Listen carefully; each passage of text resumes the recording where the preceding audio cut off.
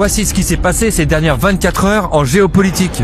Aux États-Unis, Donald Trump a reçu le président Gustavo Petro à la Maison-Blanche, marquant une nouvelle volonté de coopération pour stopper le flux de drogue, malgré de précédentes menaces militaires. En Russie, Moscou a averti qu'il pourrait réagir militairement si Washington déployait son système de défense antimissile Golden Dome au Groenland, qualifié de menace directe pour l'Arctique. En Iran, les autorités de la province de Yazd ont arrêté 139 ressortissants étrangers accusés d'avoir participé à de récentes manifestations, sans préciser leur nationalité. Aux États-Unis, un chasseur embarqué sur l'USS Abraham Lincoln a abattu un drone iranien en état de légitime défense, après qu'il se soit approché du porte-avions. En Syrie, les forces gouvernementales ont commencé à entrer dans la ville de Qamishli pour assurer la sécurité, dans le cadre d'un accord de cessez-le-feu avec les forces kurdes du YPG. Aux États-Unis, Bill et Hillary Clinton ont accepté de témoigner devant le Congrès, dans l'enquête sur leur lien avec Jeffrey Epstein.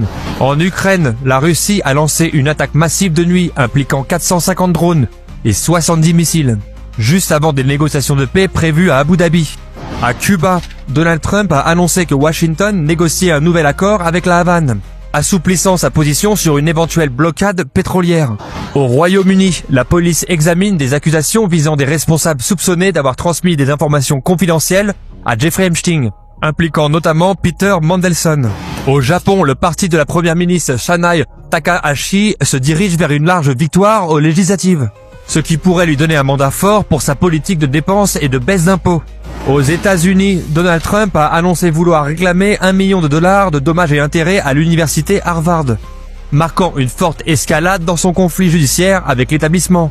Et voilà toutes les nouvelles depuis ces dernières 24 heures. N'oublie pas de liker et de commenter la vidéo, je regarde tous vos commentaires. Et un gros merci si tu partages cette vidéo. On se retrouve demain pour une autre vidéo.